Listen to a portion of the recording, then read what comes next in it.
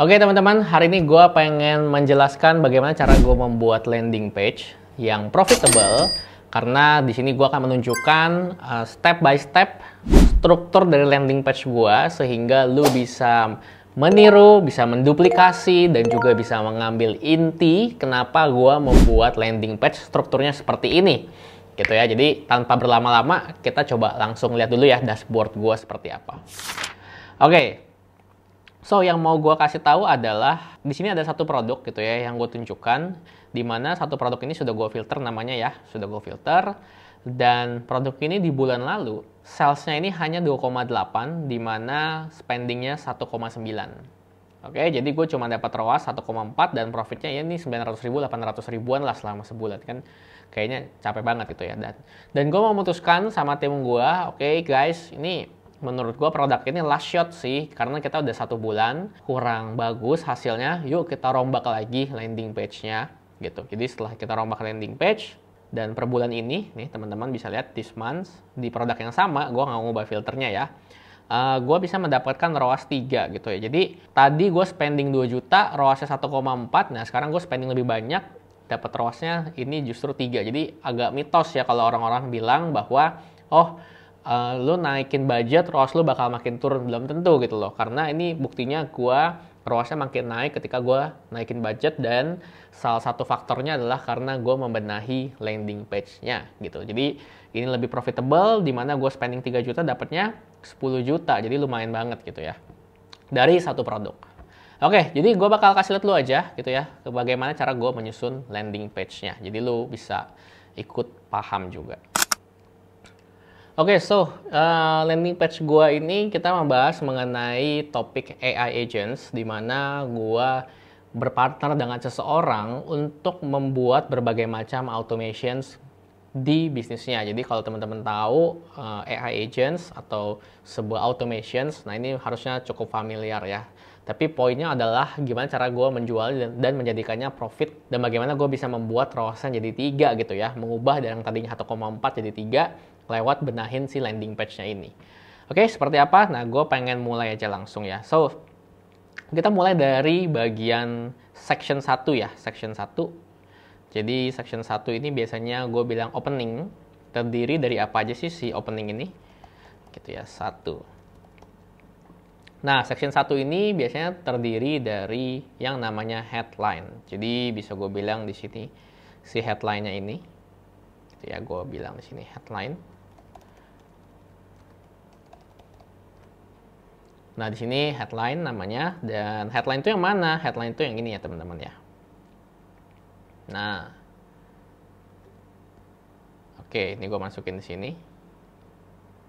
Bikin 100 AI agents dalam 1 bulan, dicoret 1 bulannya jadi 1 hari. Nah, maksudnya apa? Maksud dari headline ini apa? Gua menunjukkan bahwa kalau lu beli produk gua bisa meningkatkan output lu lebih banyak, durasi yang meningkat. Jadi 2 poin yang gua sentuh di sini adalah output lebih banyak dinaikin, durasi menurun. Nah, jadi di sini kita bikin customer itu merasa mendapatkan output yang banyak dengan durasi yang singkat. Itu adalah touch point atau poin yang gue highlight dalam highlights ini yang bisa lu juga coba terapin. Kemudian dari headline ini gue membuat yang namanya sub headline. Ya. Nah, sub headline ini gue yang bagian sini, ini bagian yang penting karena gue ngerasa banyak orang ini miss di sub headline, padahal sub headline ini justru satu hal yang gue cukup selalu taruh gitu loh. Sub headline ini apa sih yang sebenarnya kita tulis gitu loh di sub headline ini.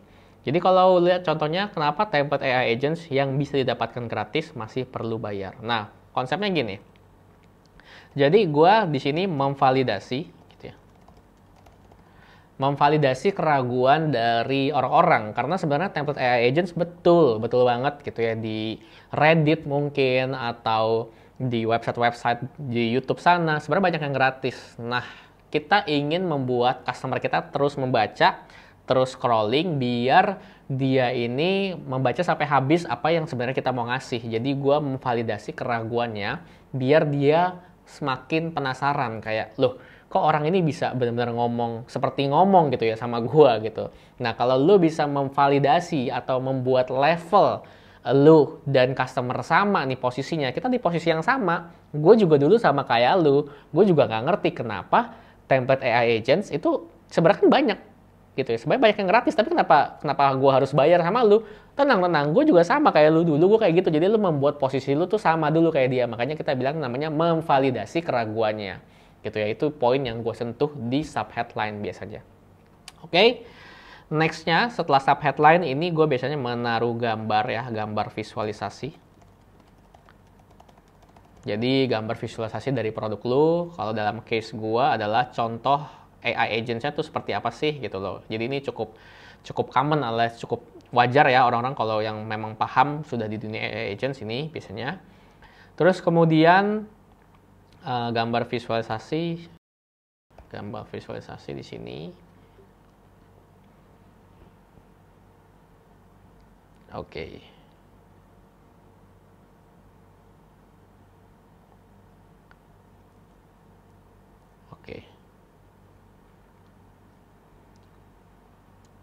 Nah, kemudian kalau gue scroll ke bawah, sebenarnya sama, ini juga gambar-gambar visualisasi yang gue taruh gitu ya. Jadi, yang gue pengen highlight adalah kalau lu beli produk gue, akan ada banyak automation seperti ini gitu ya. Mau itu tentang sales, customer support, accounting, finance, jadi ini sebenarnya banyak banget gitu ya.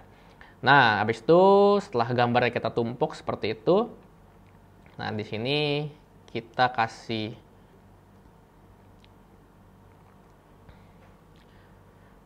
Nah, setelah itu gue memberikan hope gitu ya, atau harapan. Jadi, bahwa ketika nanti dia mendapatkan produk gue, mereka tuh udah nggak perlu ngabisin waktu lagi untuk bikin AI agents atau bikin sistem secara manual, karena mereka kalau sudah punya kumpulan workflow ini, mereka tinggal colok aja di bisnis mereka, tinggal ganti input dan outputnya, atau dalam bahasa AI ini ngomongnya triggernya ya. Triggernya tinggal diganti, abis itu beres gitu loh. Jadi nggak perlu bikin manual lagi. Dan setelah itu ya kita kasih tombol lah ya, button di sini. Jadi setelah hope beres, kita kasih button di sini. Oke, section 1 beres. Jadi ini yang gue biasanya lakukan di section 1. Ada headline, sub-headline, gambar visualisasi, memberikan hope, apa sih harapannya atau yang mereka dapat ketika mereka sudah bisa memiliki produk, dan juga button. That's all. Gitu. Oh, di sini poin penting. Berikan benefit atau harapan yang akan mereka dapatkan jika memiliki produk tersebut. Oke. Ya, ini ya mengenai si hope ini. Terus abis itu gue akan lanjut ke section 2 setelahnya. Kalau memang sudah beres di section 1, ini adalah section 2.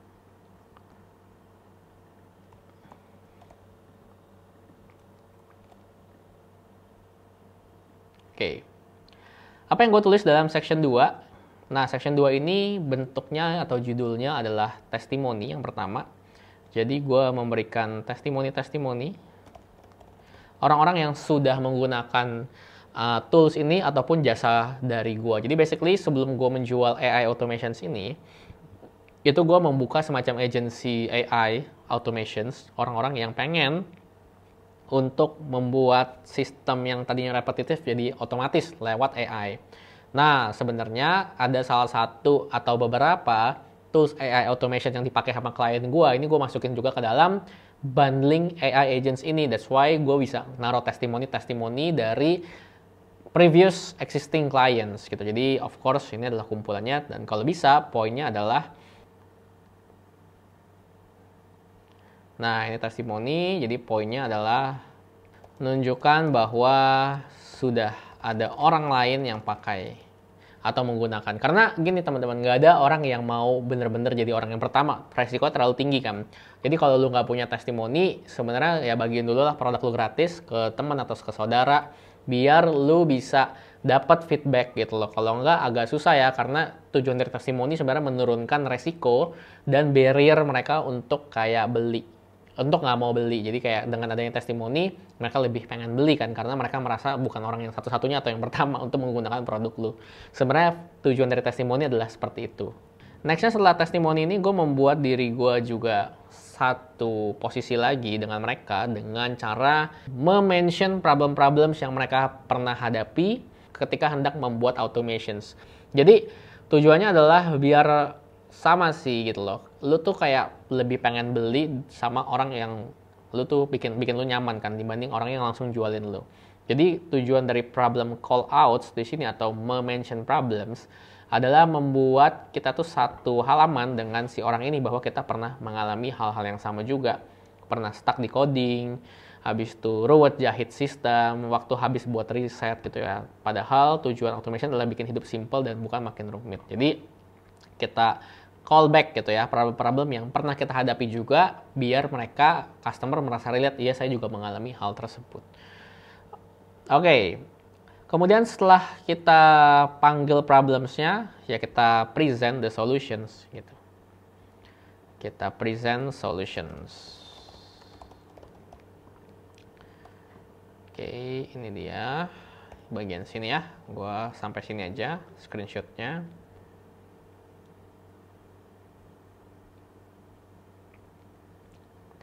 Oke, kita kasih tahu dari problem-problem tersebut bahwa problem tersebut bisa kita solve lewat produk-produk kita, jadi di-mention aja semuanya.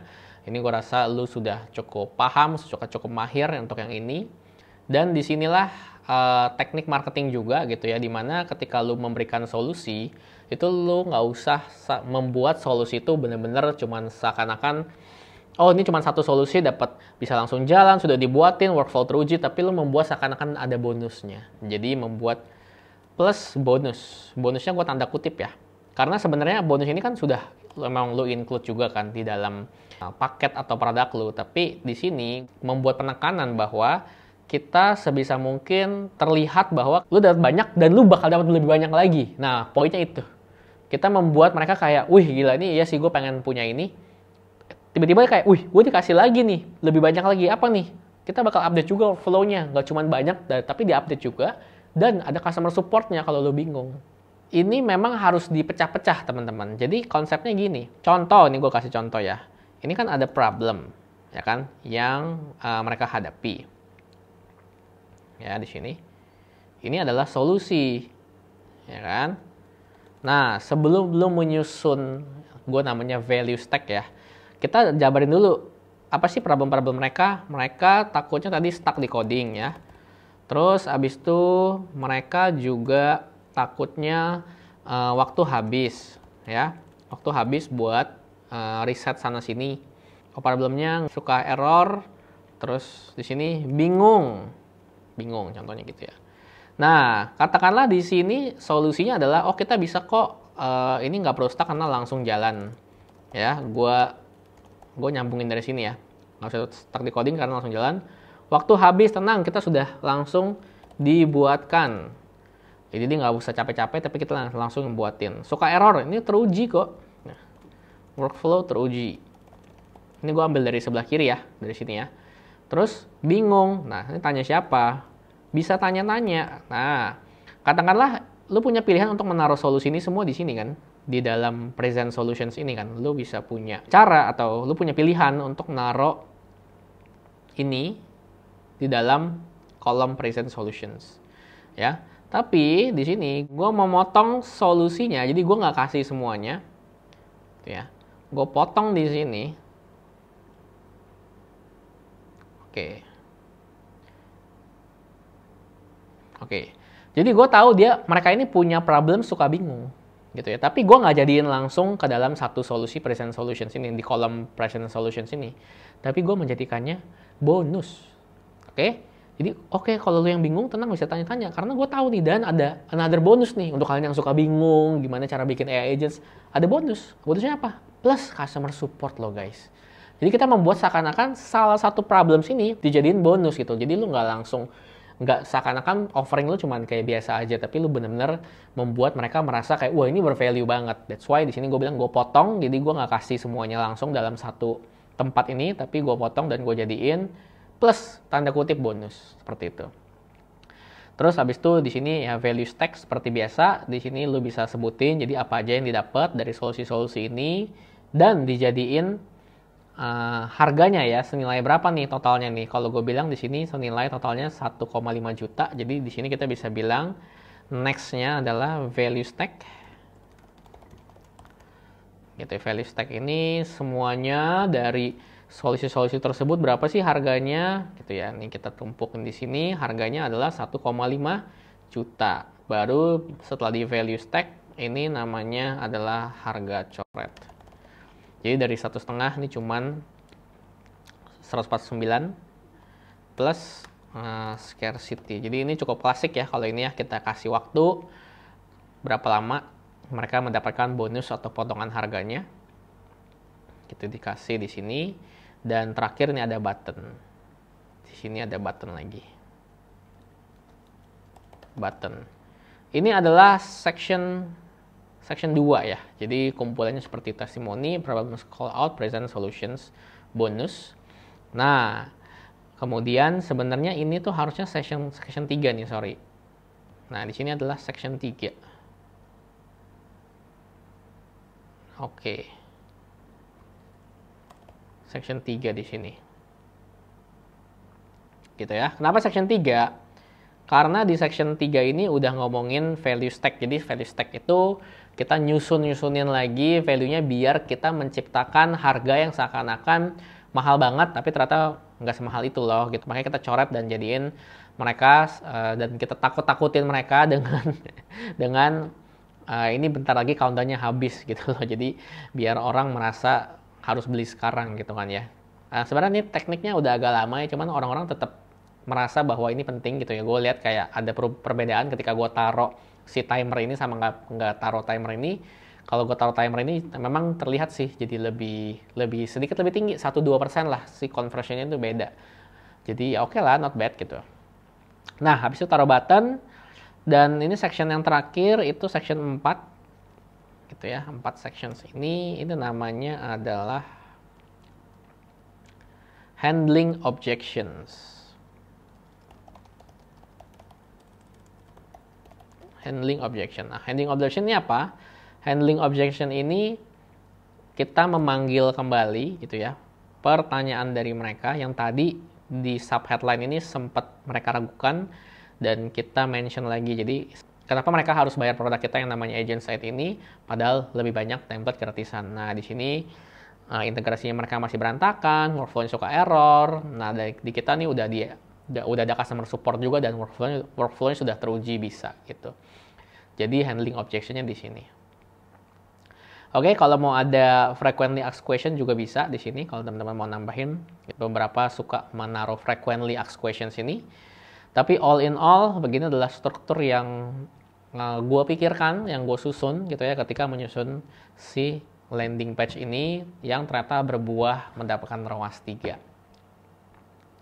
Satu hal penting yang teman-teman juga perlu catat adalah yang namanya sales notifications di sini. Nah, ini Fanny baru saja beli, Andrean baru saja beli 1 jam lalu gitu. Nah, ini juga ternyata memainkan peran yang cukup penting, membuat customer jadi lebih percaya juga dan berdampak pada persentase konversinya. Karena gue juga sempat mengecek ya landing page gue yang nggak ada sales notification dengan yang ada tuh sales notifications, ternyata dengan adanya sales notification ini juga lebih membantu. Itu aja teman-teman yang pengen gue sharing dari hasil eksperimen dan hasil riset gue. Semoga teman-teman di sini ada yang terbantu dan sehingga bisa mendapatkan hasil yang lebih banyak lagi. Nah, teman-teman, gue juga suka mengadakan online workshop setiap bulannya mengenai digital selling untuk membahas lebih detail gimana caranya biar teman-teman bisa memanfaatkan Meta Ads dan juga sales funnel untuk menjual produk teman-teman. Jadi silakan sign up dan nanti kita ketemu di kelas ya. Nextnya kita bikin video apa lagi nih?